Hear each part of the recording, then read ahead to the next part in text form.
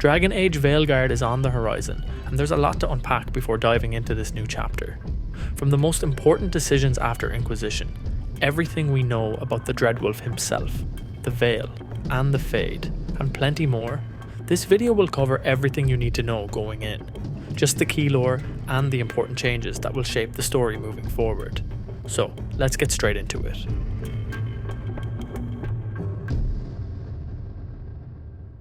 Fen'Harel, also known as the Dreadwolf, he who hunts alone, Lord of Tricksters, the Great Wolf, is regarded as the Elven god of betrayal and rebellion. He is considered kin to both the Creators and the Forgotten Ones. The tale of his supposed betrayal involves sealing both clans of gods away in their respective realms, thereby preventing them from interacting with the mortal world ever again. This act is often cited to explain why the Elven gods, especially the benevolent Creators, did not intervene to prevent the fall of Arlathan. Fen'Harel is said to have spent centuries in a remote part of the earth after his great deception, hugging himself and giggling madly in glee. The deceit of Fen'Harel, known as the Great Betrayal, is described in various ways, sometimes as a truce suggested by the Dreadwolf, and other times as a hunt by the Creators and Forgotten Ones in the heavens and the abyss for a blade Fen'Harel promised would end a war. It may even have been a bid by Fen'Harel to rule the Fade, or even Elfhennen himself, without the interference of the other Elven gods. Evidence suggests the betrayal was a much more complicated situation than originally believed. Cryptic conversations between Cole and Solas do not deny that Fen'Harel sealed away the other gods. However, they seem to imply that the Dreadwolf may have felt he had no choice in doing so, that, in fact, it was a decision made with great regret in order to save them and the Elven people from internal war and civil strife, and that he expected the future to be better for the elves and was shocked to find it otherwise. Abelas also indicates that Mythal was murdered, not sealed away, and that the Dreadwolf was not responsible for what happened to her. Following the initial events of the Exalted Council and the discovery of the Dragon's Breath conspiracy, the Inquisitor learns that the name Fen'Harel, or Dreadwolf, was a mantle given to Solas by the Evanuris. He took it up in his fight against the false gods of the Pantheon. Following their murder of Mythal, he banished them by forming the Veil. This resulted in the destruction and dissipation of the Elven people, their culture, and their marvels, and caused the Dalish to view the act as a betrayal. According to Solas, every alternative was worse. In the Temple of Mythal, it is revealed that Fen'Harel was perhaps more a god of rebellion, the rebel god, than of deception, and that many Dalish myths portray him and his past incorrectly. Furthermore, the ancient Elven sentinel Abelas confirms that the Dreadwolf had no part in the betrayal and murder of the goddess Mythal, one of the many crimes ascribed to him. Notes the Inquisitor finds reveal Fen'Harel led a rebellion against the other Elven gods known as the Evanuris. His original name, however, was Solas. Though meant to be an insult, Solas took the name Dreadwolf as a badge of pride, as it inspired hope in his friends and fear in his enemies as he fought against the false gods of the Pantheon, in reality, powerful mages called the Evanuris. In their lust for more power, the other Evanuris murdered Mythal, whom Fen'Harel saw as the best of the first of his people, a voice of reason and one of the only decent beings among the Elven Pantheon. As punishment, Fen'Harel was driven to create the Veil, banishing the Evanuris forever in torment and causing the legend of his supposed betrayal. Furthermore, Solas claims that had he not banished the Evanuris, they were sure to destroy the world. This act drained him of much of his powers, and he entered into Eutinira, a long sleep. Creating the Veil also disrupted the magic that was so integral to the ancient elves and their empire of Elfhennen. Elfhennen fell, eventually leading to the enslavement of the Elven race by humans, and over centuries reducing his people to a shadow of their former selves. The truth of Solas' rebellion was lost to the ages, while the Evanuris' propaganda lived on. Modern elves continuing to worship the Evanuris as gods, known as the Creators, believed that Fen'Harel was evil and betrayed the Creators for his own ends. During the height of the Evanuris' power, Fen'Harel fought as a powerful protector and rebel who worked to free slaves bound by Velaslen and granted them sanctuary from their tyrannical masters. His people defended the valley in which the sanctuary sat, and he protected them all. Many the Dreadwolf freed joined him in his fight for freedom from the gods. During his sleep, Solas was still lucid in the Fade and aware of the new changing state of the world. He tasks one of his agents to recover the passcode for the Eluvian network, but when they fail to do so, he is forced to leave Euthanaria to work on his plans himself. Although resolved to use his foci to reshape reality to what it was during his time, Solas is too weak from his sleep to activate the orb, which had built up power over millennia.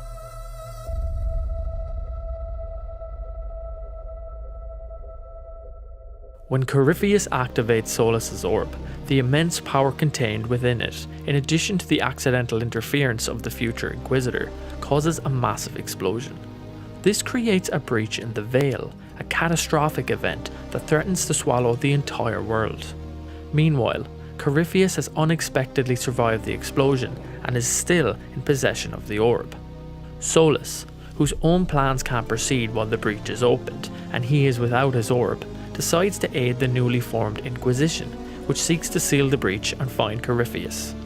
He presents himself as an unassuming apostate and hedge mage, then acts as a guide to the Inquisitor by saving them from the Anchor, revealing half-truths about the orb and leading them to the fortress of Skyhold.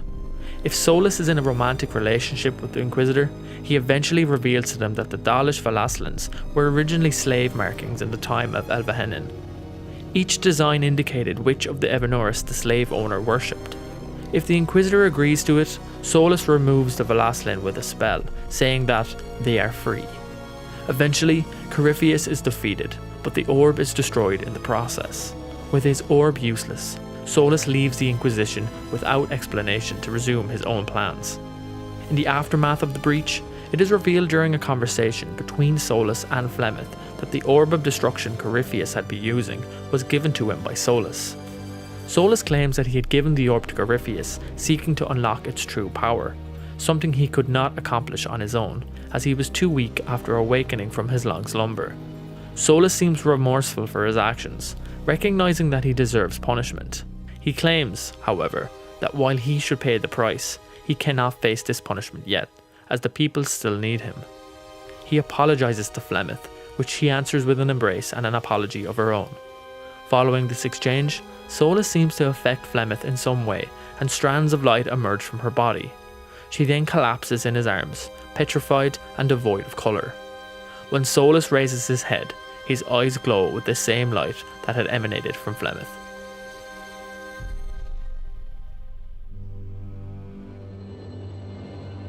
Two years later, and thanks to Flemeth's power, Solas has regained much of his strength and gained control over most of the Eluvian network. He arranges for the Inquisitor, who he has been keeping track of with his network of spies within the Inquisition, to find their way to him. On the way, the Inquisitor encounters the ruins of sanctuaries, once headed by Fen'Harel for the slaves of Elvahenin. Solas also manipulates the Inquisitor into unknowingly helping him defeat Qunari extremists who control the remainder of the Eluvians. After killing the Qunari sect's leader, the Vidisala, Solas explains to the Inquisitor who he is, his past, and his role in the Conclave explosion. He also reveals his plans to tear down the Veil, which will restore the ancient elves to their former glory, but cause untold chaos and likely destroy the other races of Thedas. Depending on what his relationship was like with the Inquisitor, Solas either feels only mildly guilty over this, or incredibly remorseful. He refuses to reveal the specifics of his plan, or the exact reasons he created the Veil in the first place. He then removes and takes the unstable Anchor from the Inquisitor, saving their life but losing them their arm.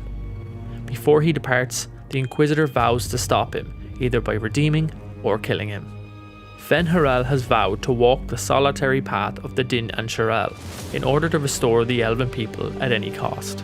Following the Exalted Council's final events, it is revealed that some elves have begun to leave the Inquisition, and others from their roles as servants throughout the land, seemingly to join the rebel god's cause.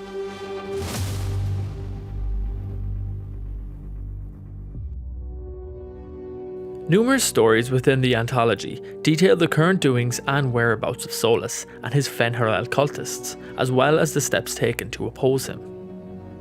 After Skyhold's caretakers attempt to restore the fresco in the Rotunda, a demon of regret manifests. Its body formed out of the plaster of Solas's murals to the Inquisitor.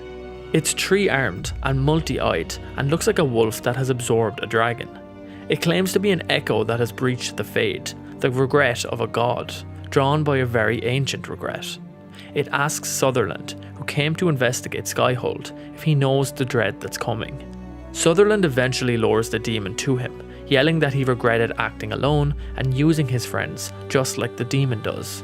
As Sutherland and company destroy it, regret shows a glimpse that it might have become contemplation or introspection instead if it had been allowed a particular thought. There might have been a better choice. By special commission of the Inquisition's inner circle, Filium Trevelyan, brother Genetivi, and formerly sister Laudine are sent on an expedition to the Silent Plains to look into Fen'Harel by finding the true history of the Elven Pantheon. They find an ancient Elven library that fell into the deep roads when Arlathan fell. Rasan arrives soon after, looking for Solas's true name. She says that Solas is the name of a self-styled martyr and that Fen'Harel is a name given by his enemies that has been incorrectly translated into Dreadwolf. Agents of Fen'Harel attempt to destroy Kontar with a ship rigged to detonate. They intend to implicate a Tevinter Altus mage in the explosion to remove any chance of peace between Tevinter and the Qunari. The mage in question foils the attack by taking the exploding ship far out to sea. Both agents of Fen'Harel unalive themselves rather than be captured. Charter, a spy of the Inquisition, calls for a meeting of Thedas' best spies to share information about Solas and his plans to restore the empire of the ancient elves. A Carta assassin, a Mortalatasi, an executor from across the sea, and an Orlesian bard meet with Charter in Hunterfell at a tavern called the Tea House. The Carta assassin says that Solas wants the Lyrium idol, retrieved from Meredith's statue thanks to a potion, and that several people were killed in their sleep, as if during a bad dream, including dwarves. The Mortalatasi says that she was attacked by the Dreadwolf in the Fade while using the Lyrium idol as part of a ritual with a Tevinter mage. She describes the Dreadwolf as a six-eyed lupine beast, the size of a high dragon. He accused her of threatening all of creation with her careless use of his idol, and that her life would be forfeit if she bound any more spirits. An army of spirits attacked her in the real world through a rift after the ritual collapsed. The Orlesian bard claims that he saw Solas retrieve the idol from an auction house in Lomern. Their stories indicate that Solas has already started the ritual he intends to use to restore the Elven Empire, that it involves and has already started to affect the Fade, and that it requires the Lyrium idol. As they all start accusing each other of lying, Charter realises that Solas is in fact posing as the bard, wearing a dragon mask and long blonde curls, and that he's turned the executor to stone with a touch to prevent him from speaking. She asks for her life and he grants it to her, but kills the Carta assassin and a Mortalatasi. He claims that he has no choice but to go through with his plan, that it will save the world, and that the elves who still remain, like Charter, might even find it a better place. He also says that revealing his plan to the Inquisitor was a moment of weakness, and that he is no god, only prideful, hot-headed and foolish. He asks her to apologise to the Inquisitor when she reports to them and leaves.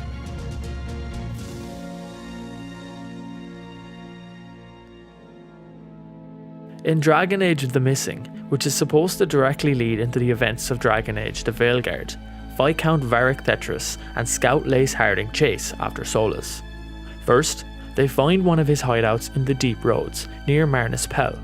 An invitation to the house of Lady Chrysanthus, found in Solas's hideout, leads them to Verantium, where they learn that Solas is after an elven artifact called the Crucius Stone, hidden in Arlathan Forest. Solas retrieves the stone before they can, leaving a note behind that reiterates his intentions to do what must be done, and that he will do his best to limit the damage, but that further interference will only make things worse. Solas reassures Varric that he would never let the Crucius Stone fall into Venatori hands, and makes a plea for Varric to stop pursuing him. Varric and Harding continue their chase and follow Solas to Minrathous, where they learn that he has been stealing artifacts from the Venatori, attacked Venatori sites, and freed a group of elven slaves. According to one of the Elven slaves he's freed, Solas freed the Elven slaves from the Venatori and attacked the Venatori solely out of decency. The freed slaves do not work for Solas at all. The freed slave says Solas helped them more than the Shadow Dragons or the authorities ever did, and it was the first time they received meaningful help. However, Solas was planning to leave Minrathous through the canals the same night the freed Elven slaves were having a meeting to discuss what they were to do next, and if they should accept the Shadow Dragon's help. Varric and Harding deduced that the Venatori protecting and stalking them were only doing so in order for the dwarves to lead them to Solas. Since Solas has been causing so much trouble for the Venatori have been stalking the two dwarves to find Solas, but instead, Varric and Harding unintentionally revealed to them the secret meeting of the Elven slaves that Solas helped by leading them to Minrathous. Niamh Gallis reveals she heard rumours of the Venatori planning a big operation, and they deduced that they were going to round up the Elven slave Solas freed to get revenge on him. Both Varric and Harding felt morally obligated to defend the Elven slaves from the Venatori attack, even if they had to abandon trailing Solas. Ultimately, Varric and Harding believe that Solas knows them too well, and that they need to find people he doesn't know if they wish to catch him.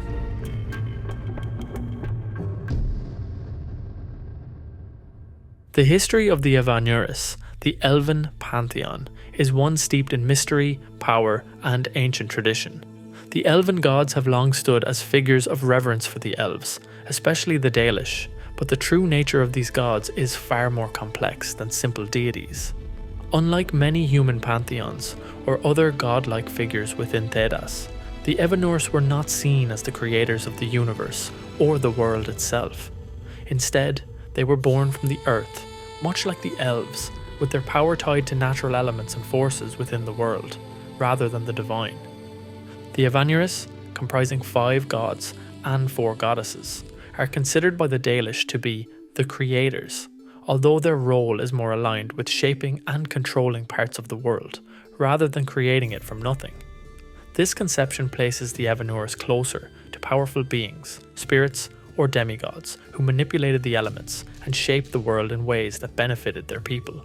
Elven tradition holds that the Fade, or the Beyond, as it is called in Elven, is the sacred realm where the gods dwell. The connection between the Evanuris and the Fade is of particular significance, as the Fade itself is seen as a holy place. However, while the Evanuris are credited with reshaping the world, they are also believed to be trapped within the Fade, specifically the Eternal City. This imprisonment speaks to the greater tragedies and conflicts that have plagued the Elven people.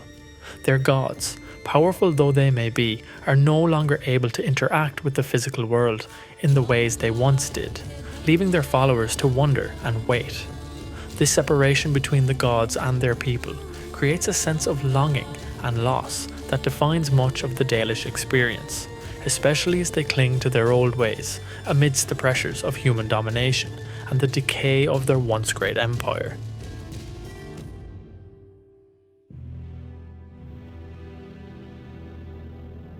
The history of the Evanuris is deeply intertwined with the rise and fall of the Elven Empire. At the height of their power, the elves were immortal, connected to the Fade, and in constant communion with their gods. The Evanuris ruled over the elves, providing guidance through complex rituals and religious ceremonies. Worship of the Evanuris lasted for months at a time, with elaborate rituals involving water, kneeling at altars, and offerings. These gods were not distant figures. They actively influenced the lives of the elves, and were believed to inhabit the Eternal City within the Fade, a realm seen as sacred to the elves. However, the arrival of humans in Thedas disrupted this harmony. The humans, known as quicklings to the elves, brought with them a curse. Their presence caused the immortal elves to age and die. The elves, believing they had been judged unworthy by their gods, attempted to isolate themselves from human contact, but it was too late. This loss of immortality marked the beginning of the decline of the Elven Empire, and the power of the Evanuris began to wane. However, this is discredited by Solas, who says that the elves had in fact lost their immortality due to the creation of the Veil and not the Tevinter Imperium. It was not the arrival of humans that caused us to begin aging. The Veil took everything from the elves, even themselves. As the elves struggled to regain their lost immortality, the Tevinter Imperium invaded Elvenin, enslaving the elven people and bringing their once great civilization to its knees. During their centuries of enslavement, the elves lost much of their culture, language, and religious practices. The Evanuris were forgotten by many, and their worship was suppressed by the rise of human powers, particularly the Chantry, which viewed the elven gods as false idols. However, a glimmer of hope came when the elves, led by Shartan, fought alongside Andraste against the Tevinter Imperium. As a reward for their loyalty, the elves were granted a homeland in the Dales, where the worship of the Evanuris could be revived. For a brief period, elven culture flourished once again, and the Dalish honoured their gods openly, building temples and invoking the names of the creators in prayer. But this new age of elven independence was short-lived. Over the next few centuries, tensions between the Dales and the neighbouring human kingdoms, particularly Orlais, escalated into war. The elves, relying on the guidance of their gods, fought fiercely, but the conflict culminated in the exalted March of the Dales, a holy war declared by the Chantry. The result was the destruction of the Dales, the appropriation of elven lands by Orlais, and the suppression of the worship of the Evanuris once again. The elves were forced into alienages within human cities, where they were expected to adopt the faith of the Maker. Those who refused to abandon their gods became the Dalish, a nomadic people dedicated to preserving their ancient culture and faith. The Dalish continue to revere the Evanuris, passing down stories of the gods and maintaining the rituals of their ancestors. Despite centuries of persecution and loss, the Dalish see themselves as the keepers of elven history, and the Evanuris remain central to their identity. Following the initial events of the Exalted Council, the Inquisitor discovers that the elven gods were in fact phenomenally powerful mages, who rose in prominence after the end of an unknown war. Solus implies that the Evanuris started out as generals during the war, then respected elders, then kings, and finally were revered as gods, who became corrupt tyrants in order to hoard and maintain their own power. The Evanuris institutionalized a system of slavery, using Valaslin as a brand, with only Fen'Harel and more subtly Mythal challenging their tyranny. Most of the gods were arrogant in their ways, their power and attitudes more akin to the Tevinter Magisters. Eventually, the other Evanuris plotted against Mythal and killed her, prompting Fen'Harel to lead a rebellion against them, and later creating the Veil to banish them into the Beyond.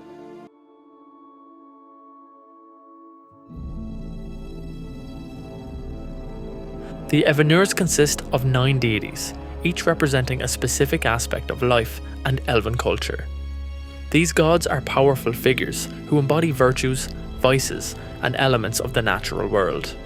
We currently know through one of the Veilguard's trailers that during an event where Solus begins to finish his ritual to destroy the Veil and is also in the process of moving the Evanuris to a new prison, he's interrupted by Nevgalis, Lace Harding, and Rook, who collapse giant pillars around the temple where the ritual is taking place. This breaks Solus's concentration and ends in freeing Elgar'nan and Galan'nain from their prison. Knowing this, these Evanuris will more than likely play a large part in the upcoming game. Elgar'nan, known as the All-Father and the eldest of the Sun, is the god of fatherhood and vengeance. He leads the Pantheon alongside Mythal. According to Elven myth, Elgar'nan was born of the sun and the earth. He represents the power of anger, wrath, and retribution. His most famous myth involves him casting the sun down from the sky in vengeance after it burned the earth. Only through Mythal's intervention did Elgar'nan relent and return the sun to the sky, establishing the day-night cycle. Dalish elves invoke Elgar'nan's name when they seek retribution or when they need strength in battle. His story reflects the power of fury, balanced by responsibility. Mythal is the protector and all-mother of the Elven Pantheon. She is the goddess of justice, motherhood, and love, and is revered for her wisdom and ability to balance wrath with compassion. In Elven myth, Mythal is often portrayed as a calming force, most notably when she soothed Elgar'nan's anger and convinced him to restore the sun. Mythal's role extends beyond the mortal world. She is seen as a protector of the people, even in the Beyond. Mythal's story doesn't end with her death. she was betrayed and murdered by the other Evanuris, which led Fen'Harel to seal them away. After her death, she is believed to have found refuge in Flemeth, the Witch of the Wilds, seeking justice for her betrayal.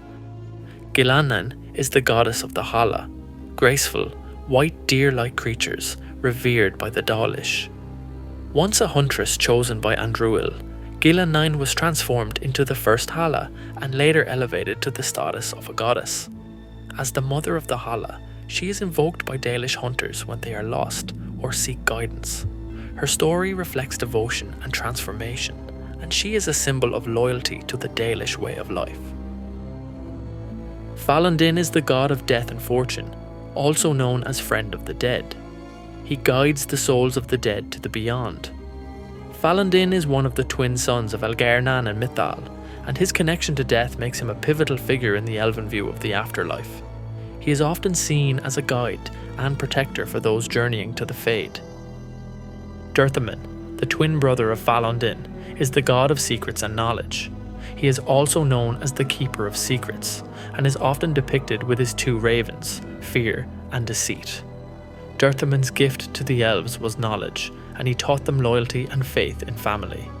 He represents the importance of understanding and the hidden truths of the world, which are central to Elven culture. Andruil is the goddess of the hunt, known also as the Great Hunter. She embodies the force and bloodshed of survival, representing the hunt's dual nature of life and death. Andruil is a revered figure for Dalish hunters and warriors, who invoke her name in times of battle or survival in the wild. Siles, the Hearthkeeper, is the goddess of domestic life. She is associated with fire, healing, and the domestic arts, teaching the elves how to weave, create fire, and heal with herbs. Siles is invoked when peace and protection within the home are needed. She reflects the importance of family and the comforts of home life. June is the master of crafts and the god of crafting and invention. He taught the elves how to create tools, weapons, and other necessary items for survival. In some stories, June is depicted as the husband of Siles, while in others, he is considered her brother. Regardless, his contributions to Elven society are essential, particularly for the tools of the hunt provided to Andruil's followers. Fen'Harel, the Dreadwolf, the most enigmatic and feared of the Elven gods. The Dreadwolf is a trickster and god of rebellion. He is known for his betrayal of both the Evanuris and the Forgotten Ones, sealing them away in their respective realms and bringing about the fall of the Elven Empire. Fen'Harel's true motives remain somewhat unclear, with some viewing him as a liberator, others not so much. His story continues to play a pivotal role in Elven myth as we enter into Veilguard's storyline.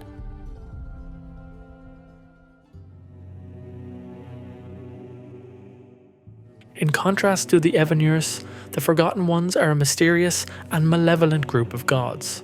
Little is known about them, as their names and deeds have been largely erased from Elven memory. However, they are often portrayed as the enemies of the Evanuris. The Forgotten Ones are a shadowy and maligned aspect of the ancient Elven Pantheon, representing darker and more destructive forces. Where the Evanuris are seen as creators and protectors, the Forgotten Ones are gods of disease, terror, and malevolence. These beings were the enemies of the Evanuris, and were ultimately locked away in the abyss by Fen'Harel during the Great Betrayal. While little is known about them today, fragments of lore suggest that they once wielded considerable power and influence over the elves, embodying the darker side of existence. The Forgotten Ones were never widely worshipped, and their names have largely been lost to time. However, they remain figures of fear within Elven culture, with some secret cults rumoured to have sought their power in times of desperation. Their connection to death and destruction stands in stark contrast to the benevolence of the creators, making them a constant threat in Elven mythology. Though the identities of most of the Forgotten Ones are shrouded in mystery, some names have survived in Elven legends. For example, Gel'Daoran, one of the Forgotten Ones, is remembered in an ancient inscription attributed to him. He shares the same arrogance and cruelty that Solus attributes to the Evanuris, suggesting that both factions of gods were equally flawed. The Dalish view the Forgotten Ones with suspicion, believing that their influence still lingers in the darkest corners of the world, waiting to corrupt those who seek vengeance or power. The story of the Forgotten Ones is closely tied to Fen'Harel, who played both sides in the conflict between them and the Evanuris. By sealing both factions away in their respective realms, Fen'Harel ended their war, but he also severed the Elven people's connection to their gods, leaving the fate of the Forgotten Ones and their followers uncertain.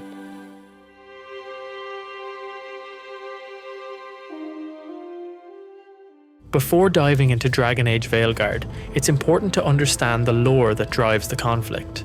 The Veil, a magical barrier keeping the world of Thedas safe from the Fade, is weakening, and powerful factions are on the move. Whether they're aiming to protect or exploit this fragile balance, their actions will shape the future. To get a grasp of the world you'll be stepping into, let's explore the key lore elements that will guide your choices and shape the epic conflict to come.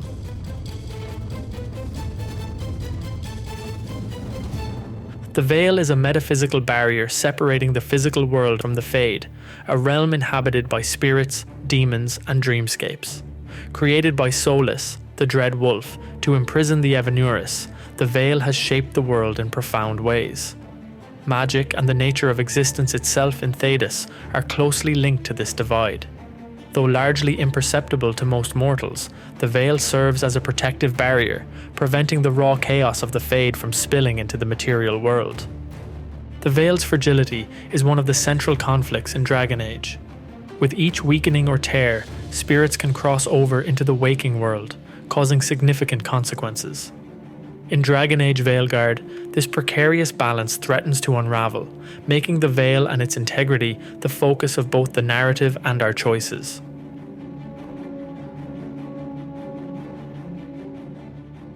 Before the Veil's creation, the world was vastly different.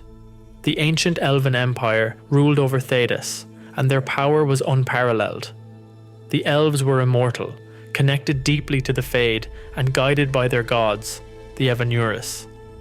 These gods were initially revered as wise and powerful leaders, but their true nature was much darker.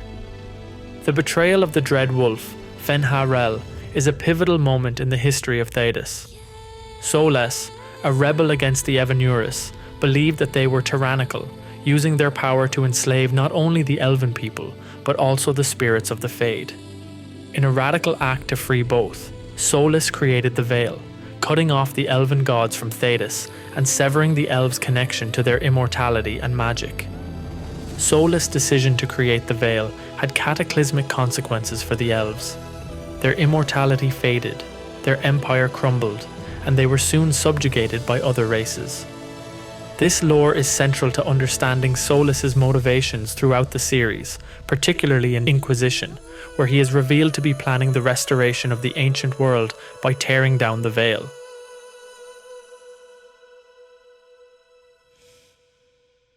The Evanuris, as mentioned previously, were once revered as gods by the ancient elves of Thedas, and were powerful and cunning beings who ruled over their people with an iron grip.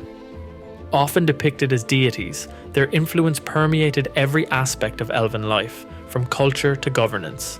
However, the truth behind their divinity was far more sinister. They were not benevolent gods, but tyrants who wielded immense magical power, shaping the world to their will. The most notorious of these figures was Mithal, a figure of vengeance and justice, and Elgar'nan, the god of vengeance. The Evanuris' downfall came at the hands of Solis, the Dread Wolf, who saw their oppressive reign for what it truly was. In a bid to end their tyranny and protect the Elven people, Solis created the Veil, separating Thedas from the Fade and imprisoning the Evanuris within it. This act shattered the Elven Empire and erased much of their culture, but it also freed the world from the rule of these so-called gods. In the most recent trailer, we see the protagonist meddling with Solis' ritual lead to the unintended escape of the Evanuris from their ancient prison. This not only sets up a conflict with these dangerous beings, but may also force players into a short-term alliance with Solis himself.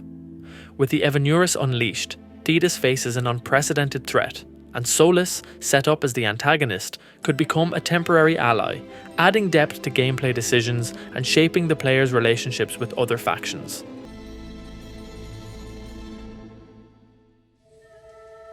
The Eluvians are ancient elven mirrors that form a vast interdimensional network capable of transporting users across great distances. Originally created by the ancient elves, these magical devices were used as a means of swift and covert travel. Eluvians are more than just mirrors. They are gateways that connect hidden pathways through the Fade, bypassing the need to physically traverse the world. The Eluvians were key to the dominance of the ancient Elven Empire, allowing them to maintain control over vast territories. The knowledge of how to use and control the Eluvians was lost following the fall of the Empire, but fragments of this network have resurfaced in recent history. In Dragon Age Inquisition, Morrigan and Solus each play roles in uncovering the Eluvian secrets. The network, however, is unstable, and some of the mirrors are damaged or lead to unknown, dangerous locations within the Fade. In Veilguard, the Eluvian network may once again become a significant asset, particularly as the Veil weakens. Control over these ancient pathways could provide strategic advantages, allowing factions to move freely or uncover hidden knowledge of the ancient elves. However, the danger of using Eluvians remains high, as the unpredictability of the network means players could find themselves lost in the Fade or worse. The Eluvians represent both a tool of ancient power and a lingering mystery, with their true potential and risk yet to be fully understood.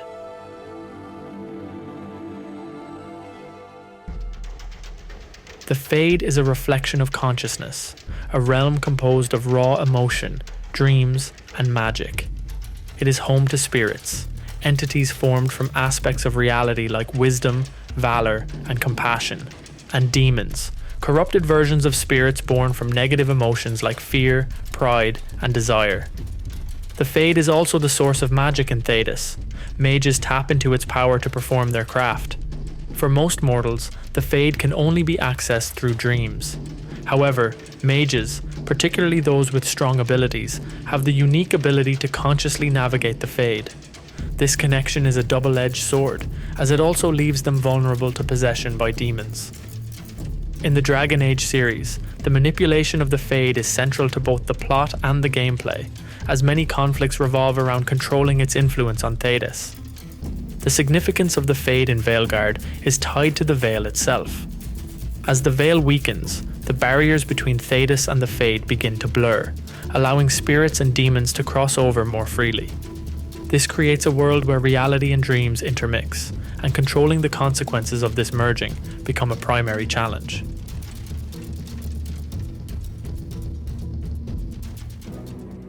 The Tevinter Imperium is one of the oldest and most powerful human nations in Thedas, founded by a group of magisters who wielded immense magical power.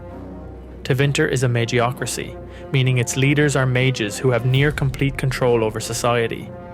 The Imperium's history is closely tied to the manipulation of the Fade and its inhabitants, as its ruling class has long used blood magic and other dangerous arcane practices to maintain their dominance.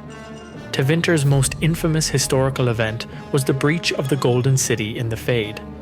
Legend holds that a group of magisters, known as the Magisters Sidereal, attempted to enter the city, believed to be the home of the Maker. Their actions corrupted the city, turning it into the Black City, and unleashed the Blight upon the world. This act is considered one of the greatest sins in Thedas' history, and contributed to the long-standing distrust of mages. Despite its dark history, Tevinter remains a central force in Thedas, both feared and revered for its magical prowess. The Imperium is also one of the few places where mages are openly respected and can practice their craft without the oppressive control seen in nations like Orlais and Ferelden. In Dragon Age Veilguard, Tevinter will likely play a crucial role as a hub of magical knowledge and a possible ally or enemy, depending on our choices.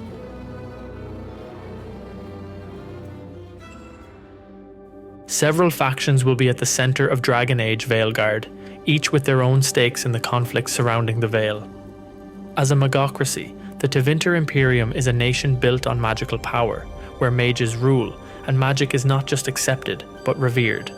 Their leaders, known as magisters, will undoubtedly have strong opinions about the fate of the Veil. Depending on how events unfold, Tevinter could either align with those seeking to maintain the Veil's integrity, or leverage its weakening for their own gain.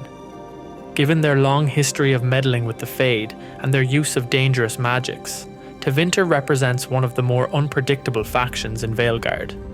Their hunger for power, often at the expense of the natural balance of magic, positions them as a faction that could either strengthen or destabilize the world, depending on how they manipulate events surrounding the Veil. In Veilguard, the Tevinter Imperium could play the role of aggressor, seeking to harness the unraveling of the Veil to consolidate its power further, or even to return to its former glory as the most dominant force in Thedas. We will likely have to navigate complex alliances and determine whether Tevinter's ambitions align with the preservation of the world or the ushering in of even greater chaos. The Qunari, an organized militaristic society guided by the rigid philosophy of the Qun, see magic as an inherently dangerous force that must be controlled. Their approach to mages, whom they call Sarabas, meaning dangerous thing, is harsh and strictly regulated. In their view, magic represents chaos and unpredictability, and as such, the Qunari work to suppress it as much as possible. The Qunari are not strangers to conflict with the Tevinter Imperium. For centuries, the two nations have clashed over land, philosophy, and the use of magic. In Veilguard, the Qunari's focus will likely be on controlling or even eliminating the threat posed by the weakening of the Veil. They may view the destabilization of the Veil as an opportunity to strike against Tevinter or impose their will on other nations. Their disdain for unchecked magic means they are unlikely to support any faction looking to exploit the Fade. Instead, the Qunari may advocate for a strict militaristic solution to seal or even reinforce the Veil, ensuring that the world remains protected from the dangers of the Fade. The Grey Wardens are an ancient order with one mission: to combat the Darkspawn and end the blights that threaten all of Thedas. Though their focus is usually on the Darkspawn and the archdemons that lead them, the weakening of the Veil could bring them into the forefront of the conflict in Veilguard. The Warden's connection to the Fade through their tainted blood gives them a unique perspective on the dangers posed by the collapse of the barrier between Thedas and the Fade. In past Dragon Age games, the Grey Wardens have played pivotal roles during crises, especially during blights. In Veilguard, they could be key players once again, seeing the weakening Veil as a threat not only to Thedas, but also as something that could potentially awaken a new blight. The Veil's collapse could allow Darkspawn to surge forth from the deep roads, or even allow an archdemon to exploit the situation. The Grey Wardens, however, are not without controversy. Their willingness to use extreme measures, such as the joining or the use of blood magic, may put them at odds with other factions. As a result, we may need to decide whether the Warden's methods are justified in the face of such an existential threat. The Inquisition, formed during the events of Dragon Age Inquisition, was initially created to restore order during the Breach, another crisis involving the Fade. Led by the Inquisitor, this organization has since been a key force in maintaining stability in Thedas. While the Inquisition may no longer be the global power it once was, its influence remains significant, especially when it comes to matters of the Fade and the Veil. In Veilguard, the remnants of the Inquisition will likely continue to play a central role, particularly given their history with Solus and the Fade. The Inquisitor's personal connection to Solus and the events of Trespasser sets the stage for a continuation of that storyline. Depending on our choices in previous games, the Inquisition could either align with factions trying to preserve the Veil, or pursue more drastic measures to confront Solus directly. Their knowledge of the Fade and prior experience with the Breach make them uniquely suited to handle the challenges presented by the weakening of the Veil. Whether the Inquisition serves as an ally or a competitor in Veilguard will likely depend on our choices and how they choose to engage with the remnants of this once great power.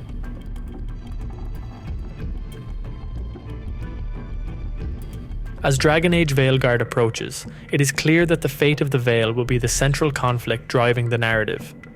Each faction, Tevinter, the Qunari, the Grey Wardens, and the Inquisition, has its own motivations and perspectives on how the world should handle the Veil's potential collapse.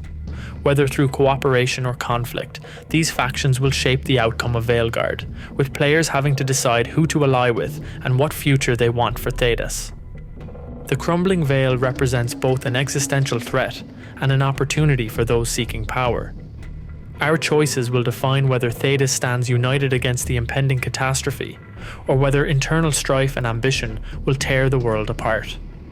Ultimately, the decision to preserve, destroy, or manipulate the Veil will have far-reaching consequences for the entire world, as well as the fate of its inhabitants.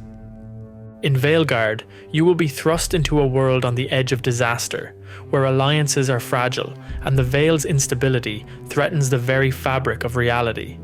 Whether you side with the Tevinter Imperium's ambition, the Qunari's discipline, the Grey Warden's duty, or the Inquisition's expertise, one thing is certain: the fate of Thedas rests in your hands.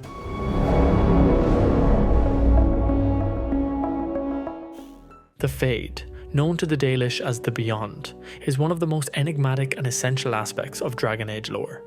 As a metaphysical realm intertwined with the world of Thedas, it is separated from the mortal plane by the Veil, a barrier that defines the difference between what is real and what is ethereal.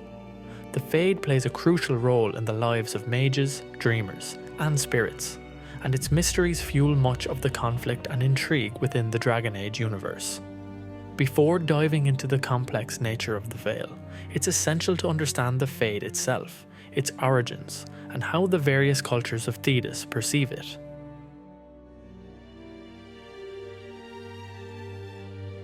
According to the Chantry, the Fade is a realm of primeval matter from which the Maker shaped the physical world and all living beings.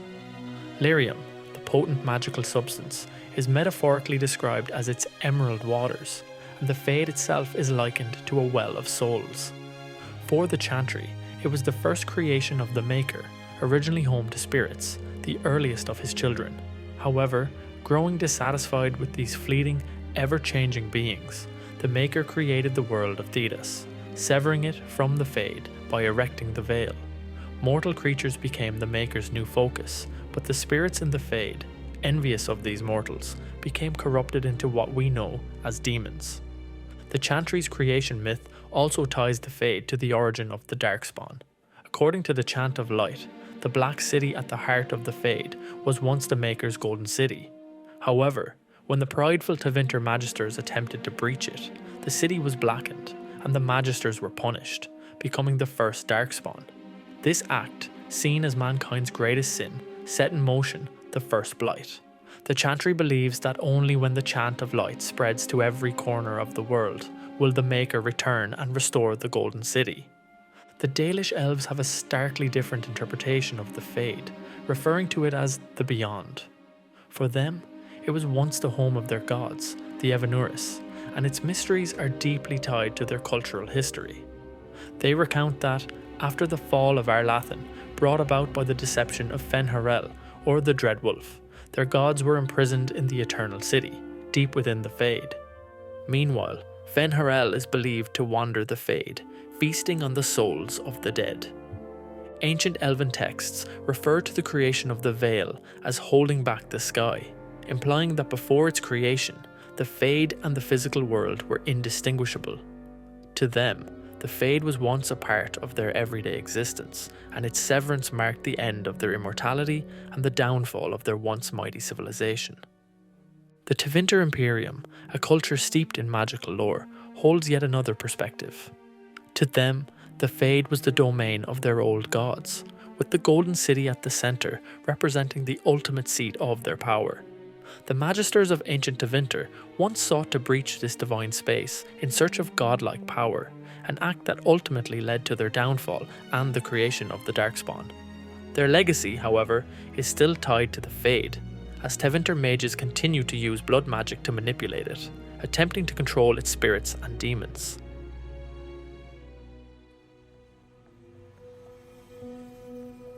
The Fade, in its purest form, is a nightmarish world of twisted, floating rock formations, raw lyrium veins, and shadows that stretch endlessly. Gravity behaves erratically, and the environment is always in flux. Its most defining feature is the Black City, a place of legend and fear, perpetually on the horizon but never reachable. This cursed metropolis serves as a grim reminder of the ancient Magister's hubris and a warning to all who would dare tread too far into the Fade. The landscape of the Fade is not fixed. It is shaped by the dreams of mortals, often imitating real-world locations or reflecting the subconscious desires and fears of those who enter it. These regions, known as domains, are ruled by powerful spirits and demons, who manipulate their surroundings based on the thoughts and emotions of dreamers. Some domains are beautiful and serene, shaped by spirits of hope and compassion, while others are twisted and dangerous, ruled by demons that thrive on fear, envy, and rage. According to Solus, spirits and demons are not entirely distinct entities. They are, in fact, two sides of the same coin, with the difference between them lying in their interactions with the veil. When a spirit's purpose is corrupted, usually by a mage forcibly bringing it into the mortal world, it transforms into a demon, driven by twisted and base desires.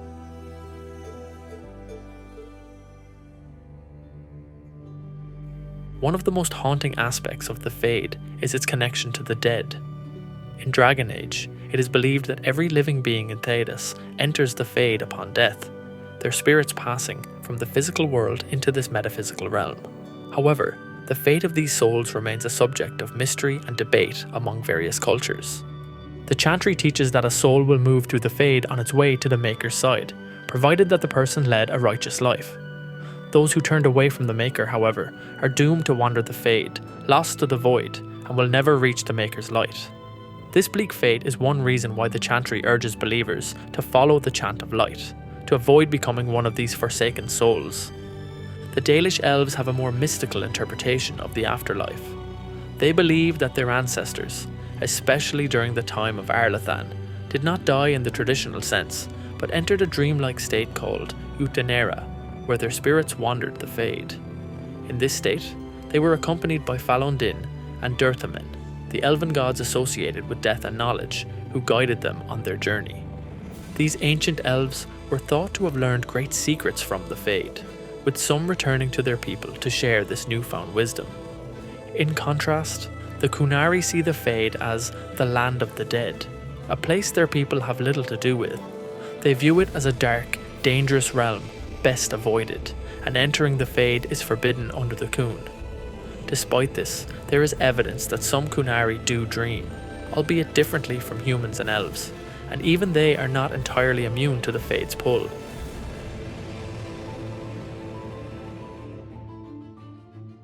The Fade is a place of infinite possibility and danger. What exists in this realm is shaped by belief and willpower, making it both fascinating and perilous. Everything within the Fade is an expression of thought, and it reflects the expectations and emotions of those who enter it. Spirits within the Fade are particularly sensitive to the bonds and connections mortals carry with them. For instance, individuals dreaming of loved ones will often encounter them in the Fade, as the spirits recognize these bonds and replicate them in the dream world. These dreams carry immense power, but they can also be deceiving, as demons often use such visions to manipulate and prey on vulnerable dreamers. For those aware of their presence in the Fade, like mages, it is a realm where magic is unpredictable yet powerful. Spells function differently here, and while mages cannot control every aspect of the Fade, dreamers, mages with an innate connection to the Fade, have greater abilities to shape and mold it to their will. These mages can draw immense power from the Fade during their sleep, and are even capable of interpreting special dreams that offer visions of the future, though these visions are rarely precise. The chaotic nature of the Fade means that its paths are ever shifting and nearly impossible to navigate without guidance. Many who traverse the Fade speak of wandering its endless roads, encountering various spirits and entities. To traverse these unstable pathways, travelers often rely on guides, which could be anything from wisps to spirits, or even legendary figures like the two ravens of the Elven Pantheon, Fear and Deceit. The Elven god Falon Din, the Master Scryer, was also believed to be a guide through the Fade, helping souls navigate its labyrinthine structure. Interestingly, certain beings, like the Forbidden Ones, possess an innate familiarity with the shape of the Fade. This allows them to move freely within it, unaided, granting them greater control and influence over this realm. For most mortals, however, navigating the Fade without assistance can be perilous, as the ever-changing landscape is a reflection of both mortal dreams and the whims of powerful spirits.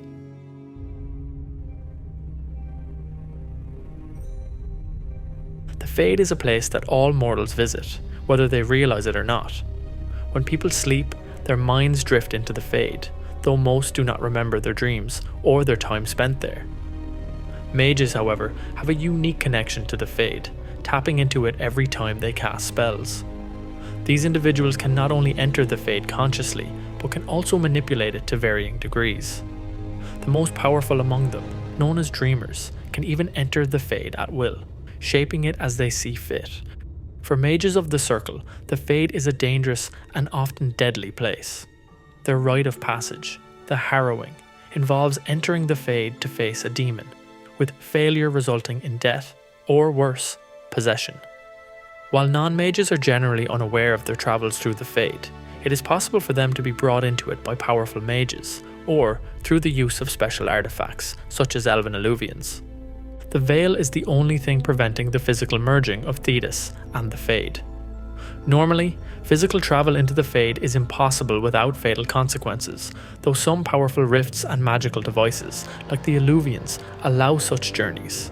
However, even for the most skilled mages, the Fade remains a dangerous and unpredictable realm.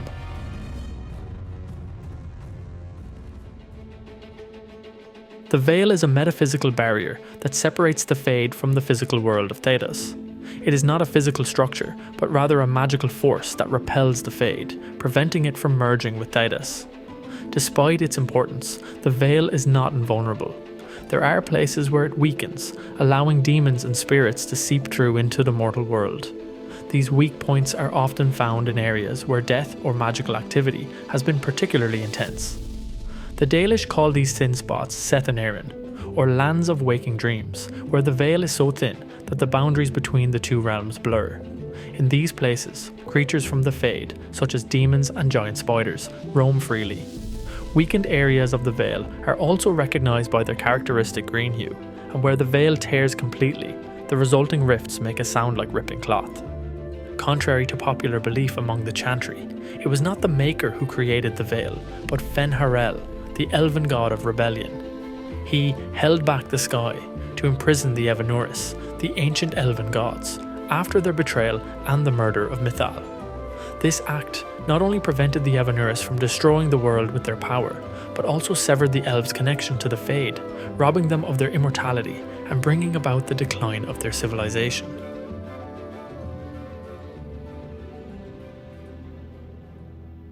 Tears in the Veil are more than just metaphorical. They are real, dangerous rifts that can open between the Fade and Thedas.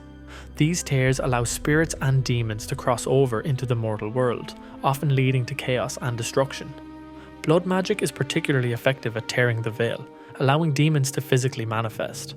Weakened areas of the Veil attract spirits, who press against it, trying to break through. These areas are particularly active at night, when most people are asleep, making the boundary between the Fade and reality thinner. When the Veil tears open completely, demons urgently possess anything they can find, be it corpses, animals, or even trees.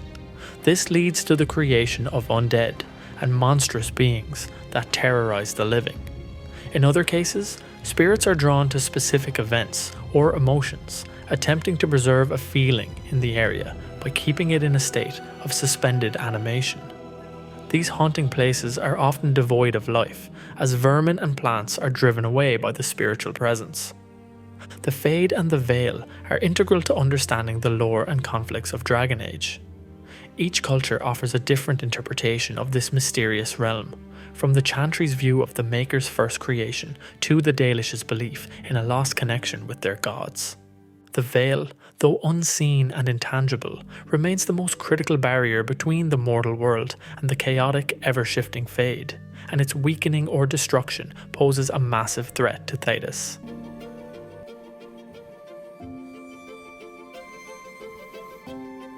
In Dragon Age the Veilguard, there are 6 factions players can align with during character creation: the Antivan Crows, Grey Wardens, Lords of Fortune, Mournwatch, Shadow Dragons, and Veil Jumpers.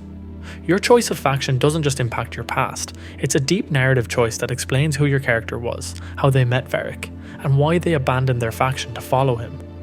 Unlike previous entries in the series, where your backstory was tied to race, Veilguard takes a different approach. Your faction now plays a major role in shaping the story.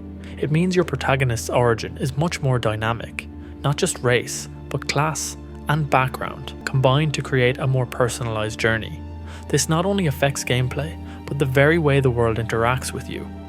Sure, race will still have some influence over dialogue options and how others perceive your character, but this time around, it's your background and faction choice that bring the biggest changes to the main story. There are even whispers that these choices can shift the entire continent's balance of power. In this video, we'll dive into each of these backgrounds, break down what makes the factions tick, and explore how these early game choices will impact Veilguard's world, story, and the protagonist.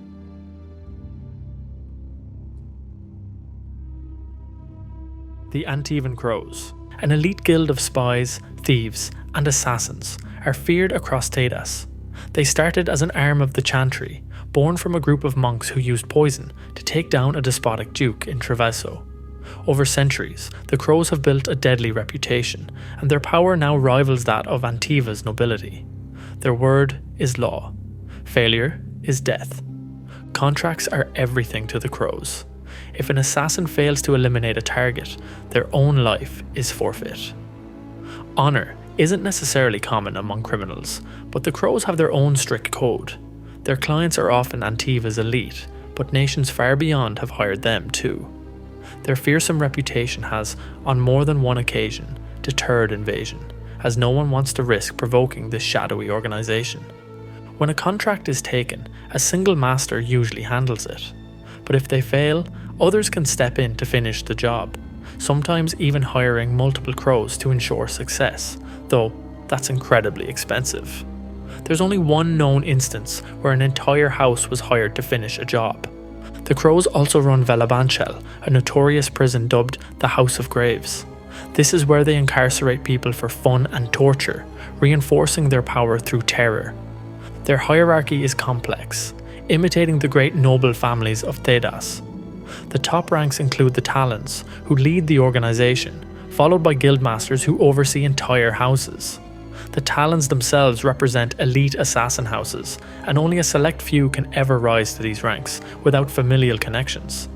Houses like Delamorte, Balazar, Arenai, and others hold sway over the political and criminal landscape. Choosing the Antivan Crows faction means your protagonist has lived a life of espionage and lethal precision, carving out a name in the criminal underworld. This background offers specialised skills in assassination and political manipulation, as well as a deep network of underworld contacts. Lucanus, one of your companions in the Veilguard, hails from the Crows too.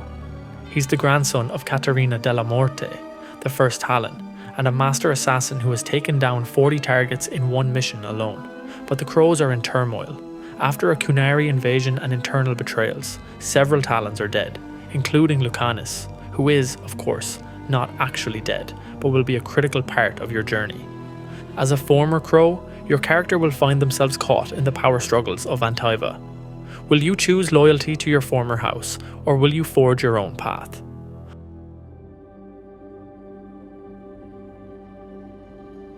The Grey Wardens, one of the most iconic factions in Dragon Age, are a legendary order dedicated to fighting Darkspawn. Founded during the First Blight, the Wardens have been at the forefront of every blight that's threatened Thedas. To become a Warden, one must survive the Joining, a dangerous ritual where the recruit drinks Darkspawn blood. Those who survive gain resistance to the Taint and the ability to sense Darkspawn, but it comes at a terrible cost. Death by the Taint is inevitable. The Wardens operate semi-autonomously across different nations, but all report to Weishaupt Fortress in Anderfels. They have the authority to conscript anyone, be it royalty or criminal, into their ranks.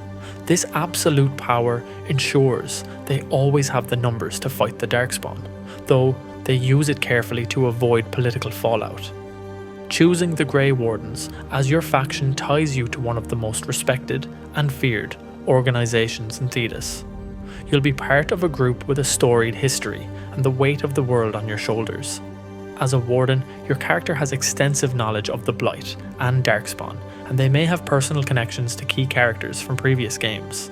Developers have even hinted that familiar faces like the Inquisitor may return. But the Grey Wardens are not without their problems. Something dark is stirring at Weishaupt, and rumours of sentient Darkspawn only add to the growing tension.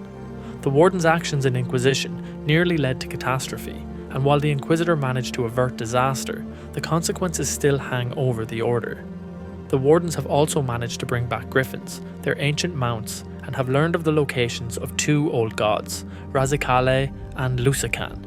But if Darkspawn get to them first, and another old god becomes corrupted, the next blight may be on the horizon. Choosing this faction may thrust your character into the heart of the Warden's struggles, with major implications for the fate of Thedas.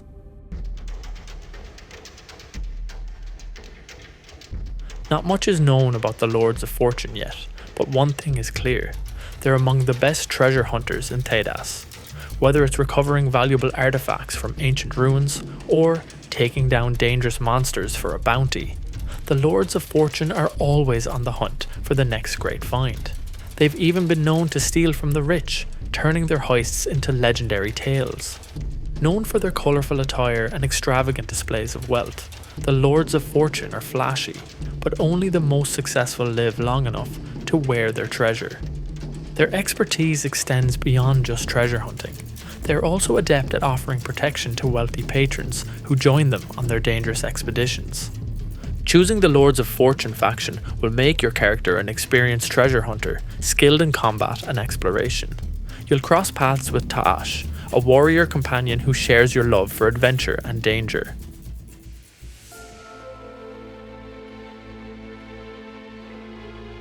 The Mournwatch is an elite branch of the Mortalitasi, the necromancers of Navarra. These mages hold a powerful position within Nevaran society, responsible for preserving and mummifying the bodies of the Navaran elite, but their influence doesn't stop at death. They also guide spirits and ensure the dead remain at peace within the Grand Necropolis. The Mournwatch acts as guardians of the dead, wielding necromantic magic to bind spirits and control corpses. Outside of Navarra, however, they are feared. Many believe they perform macabre rituals in secret, raising questions about the true nature of their power. Choosing the Mournwatch will give your character unique abilities related to the dead and the Fade. Their ties to Nevaran culture and the Mortalitasi will shape how others perceive them, and may even bring them into conflict with Solas, who view spirits and necromancy in a very different light. Emmerich Volkerin, a mage companion, represents this faction and will bring his own dark knowledge to your party. The Veil Jumpers are a faction of explorers, dedicated to uncovering the secrets hidden in the ruins of ancient Elven civilization. Their primary focus is on the Arlathan Forest, a place warped by magic and filled with dangers that defy reality. But the Veil Jumpers are not afraid. They thrive on the thrill of exploring the unknown. Choosing the Veil Jumpers means your character is a bold adventurer, someone who is intimately familiar with the ancient Elven lore and magic.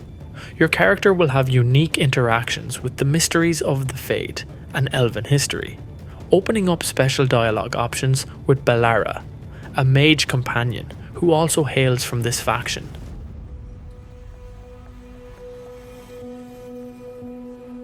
The Shadow Dragons are a covert resistance group operating in Tevinter, fighting against corruption from within the Empire. Their primary target? The Venatori, a blood cult deeply embedded in Tevinter's ruling class. As a Shadow Dragon, your character is a master of subterfuge, rebellion, and espionage. This faction brings rich narrative depth, especially in Tevinter's capital, Minrathous. Your protagonist's skills will focus on navigating the political intricacies of Tevinter, striking at the heart of Venatori operations. Neve Gallus, a fellow Shadow Dragon, joins your journey, and their shared history enhances the faction's importance. Choosing your faction isn't just a matter of aligning with the group.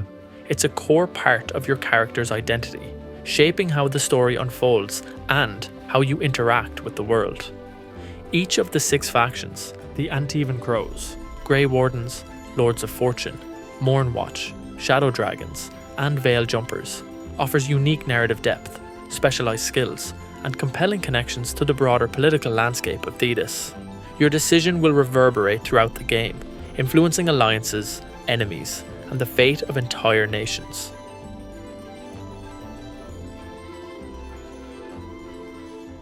The The Dragon Age franchise has earned its place as a narrative-driven RPG series, with player decisions shaping the world of Thedas across multiple games. However, Dragon Age Veilguard takes a bold turn by trimming down these past choices, allowing only 3 key decisions from Inquisition to impact the new story. Despite concerns among fans about only having 3 decisions brought across, they'll remain pivotal to how the story unfolds. At the same time, the Inquisitor, once the player-controlled protagonist, returns in Veilguard as an NPC. Their role, along with the recurring characters of Varric Thedas and Lace Harding, is shaped by these past decisions and how they ripple through the plot. Let's dive into how these 3 major choices and returning characters will influence Veilguard.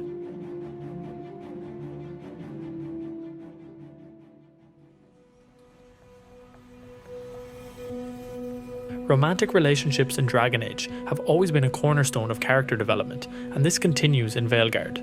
One of the primary choices carried over from Inquisition is who the Inquisitor romanced, or if they romanced anyone at all. This decision will influence the emotional depth and personal stakes of the Inquisitor's role in Veilguard. For players who romanced Solas, the emotional stakes are highest, as they will now face him as a potential antagonist. The relationship between the Inquisitor and Solas, which culminated in Trespasser, could set the stage for either heartbreaking confrontation or a last-ditch attempt at reconciliation. Solavellan players, the fan name given to players who romance Solas as an elf, in particular, will likely experience an emotionally charged storyline as they confront Solas's actions in trying to destroy the Veil.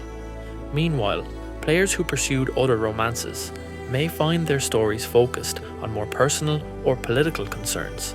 While these relationships don't tie into Solas's rebellion as directly, they will still colour how the Inquisitor interacts with other characters and influence their outlook in Veilguard. However, it's also worth noting that Veilguard doesn't carry over choices from Dragon Age Origins or Dragon Age 2.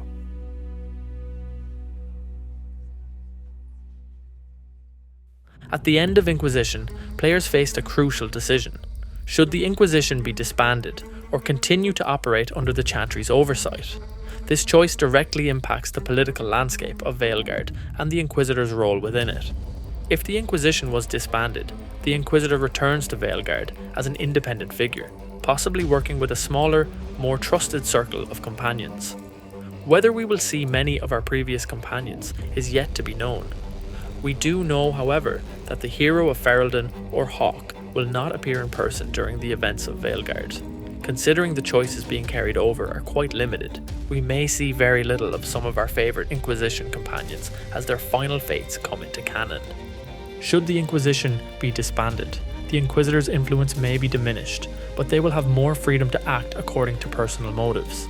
On the other hand, maintaining the Inquisition means the Inquisitor is still tied to a powerful political organisation, but this comes with its own complications: alliances, betrayals, and infiltration by those with their own agendas. This decision will likely shape the relationships between the Inquisitor and recurring characters like Varric and Lace Harding, both of whom have strong ties to the Inquisition. Varric in particular has political connections that could either support or conflict with the Inquisitor's decisions, especially if the Inquisition remains a power player in Thedas.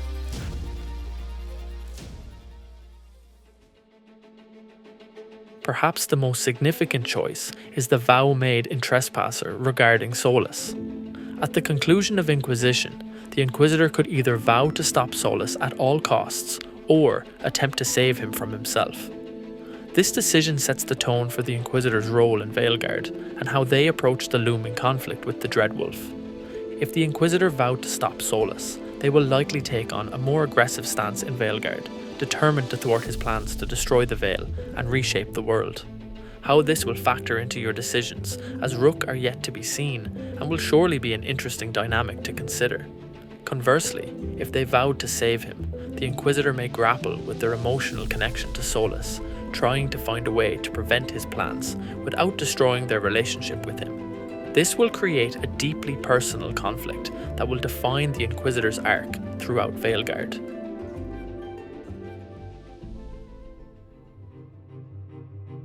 While the Inquisitor's story anchors much of Veilguard's conflict, recurring characters like Varric Thedas and Lace Harding play crucial roles in shaping the plot. Both characters have a long-standing history with the Inquisitor, which will influence how they approach the events of Veilguard. Varric has been a fixture in the Dragon Age series since Dragon Age 2, evolving from a clever storyteller to a political leader in Inquisition. His relationship with the Inquisitor is one of mutual respect, built on trust and shared experiences during the war against Corypheus. In Veilguard, Varric's political power as the leader of Kirkwall will undoubtedly play a significant role in the unfolding events. Depending on the Inquisitor's choices, Varric may either support their efforts to maintain peace or find himself at odds with their methods. If the Inquisition remains active, Varric's leadership in Kirkwall could clash with the Inquisitor's goals, leading to tension or even outright conflict.